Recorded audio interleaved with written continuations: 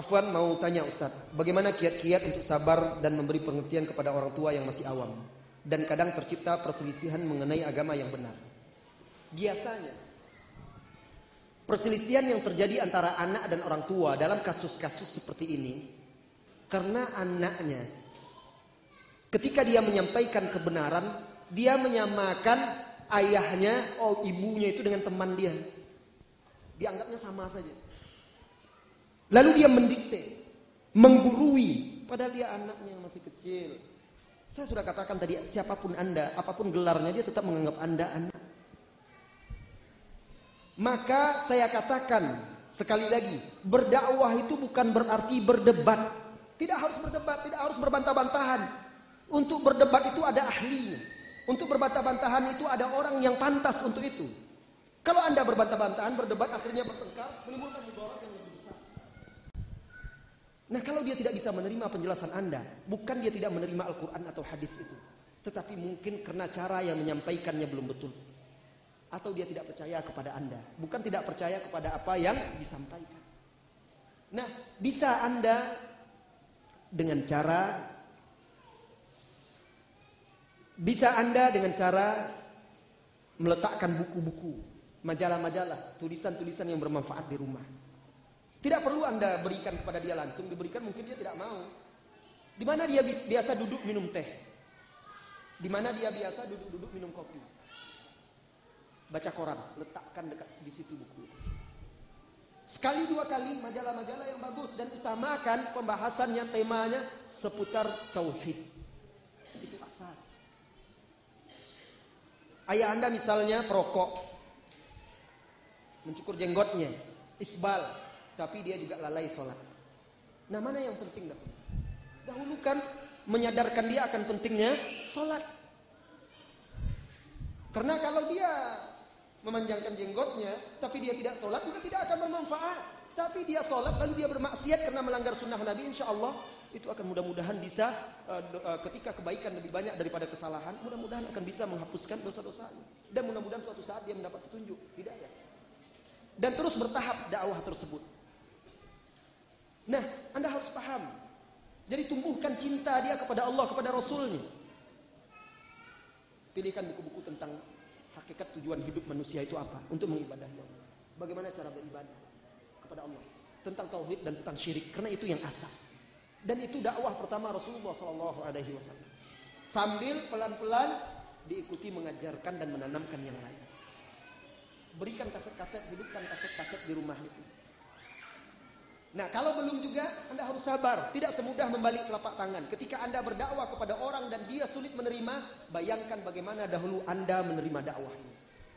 Bukankah sebagian kita awalnya berat menerima? Sebagian kita menganggap ajaran apa ini? Paham apa? Sedikit haram. Ini tidak boleh, itu tidak boleh. Sampai akhirnya Allah memberi kita hidayah. Dengan proses yang berbeda-beda. Nah, kita harus bisa memberi dia kesempatan untuk berpikir. Tidak bisa dipaksa-paksa. Rasulullah SAW pamannya kafir bersama dia. Diajak masuk Islam tidak mau. Apa yang dilakukan? Dia tetap berbuat baik kepada pamannya.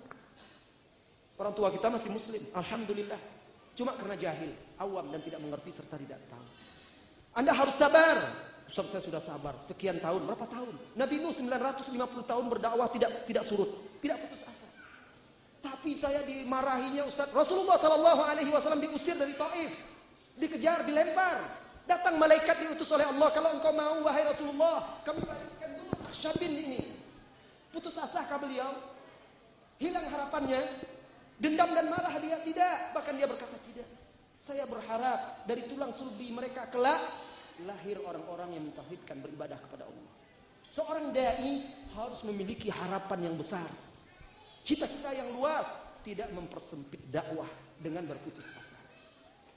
Mungkin bisa setahun, 2 tahun, 3 tahun, 4 tahun, 5 tahun. Saya mengalaminya bagaimana berdakwah kepada orang tua. Biasanya anak-anak muda itu ketika dia awal-awal mengenal Islam itu, mengenal manhaj ini, yang hak ini, apa saja yang nampak berseberangan dibantahnya, dihantamnya di tengah keluarga, gambar, tab, TV, tab, semuanya, apa semuanya, lengkap, pokoknya harus. Seketika itu juga berubah.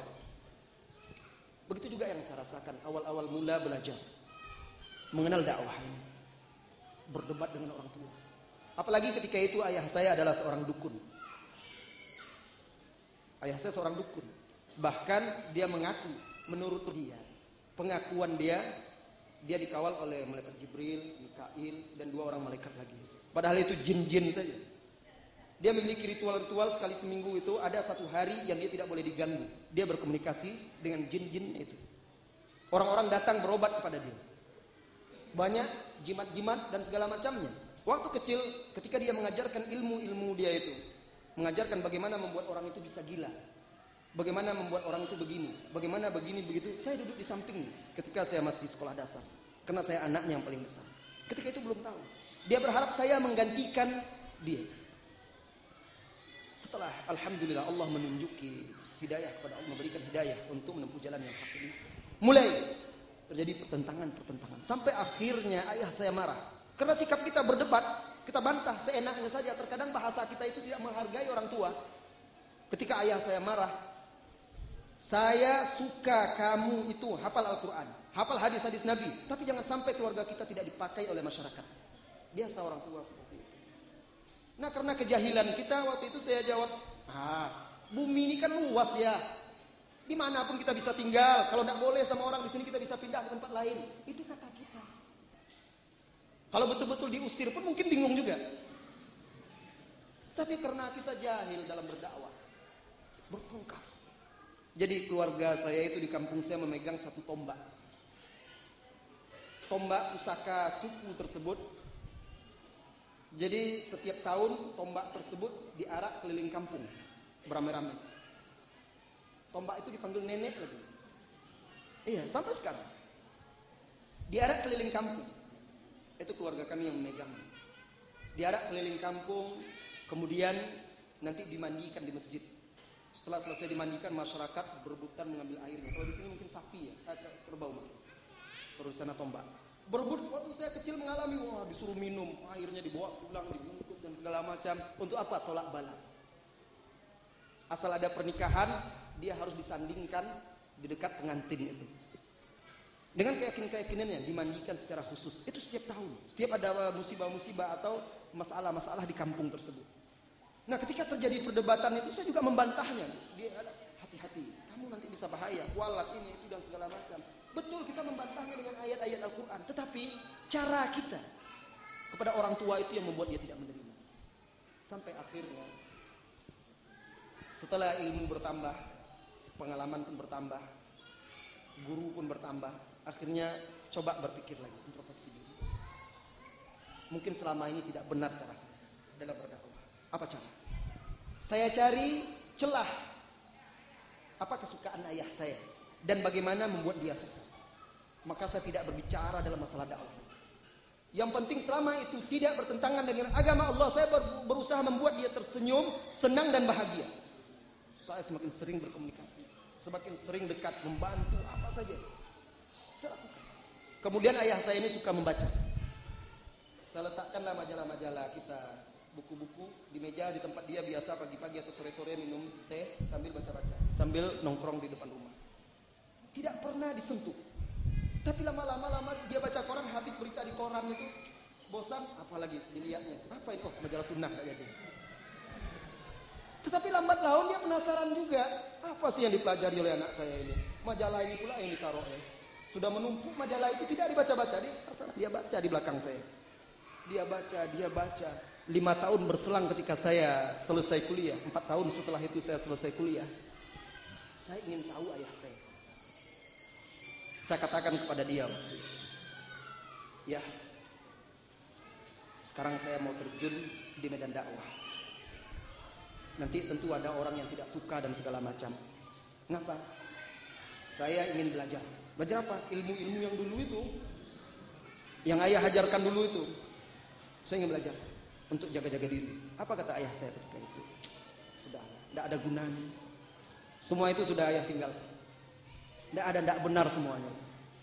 Dan memang itu dibuktikannya, perguruannya tutup dan tidak ada lagi orang yang datang. Kalau ada orang datang ditolaknya, berobat. Dan sejak itu dia memang hadir di majelis-majelis ilmu sampai akhir hayatnya dia membela dan mendukung saya untuk berdakwah. Bahkan di rumah itu diadakan majelis ilmu. ditinggalkan semua. Harus sabar, beri kesempatan dia untuk mencerna, memahami. Nah seperti itu. Apalagi kalau kita ilmu kita sedikit, berdebat pula, cara menyampaikan kita tidak benar. Begitu juga saudara-saudara saya tidak tahu, alhamdulillah sekarang sepupu-sepupu saya yang dahulu menentang sekarang sudah mulai mengaji. Tanpa saya ketahui ternyata mereka juga mendengarkan, mengikuti. Padahal dulu paling menentang dengan keras. Jadi kita harus sabar dan senantiasa mendoakan saudara-saudara kita itu agar mereka diberi petunjuk. Nah begitu juga Anda. Setiap ayah dan orang tua kita berbeda-beda. Ibu kita berbeda-beda. Tentu Anda sebagai anak tahu bagaimana cara celah bisa masuk ke hati ibu. Nah pelajari itu.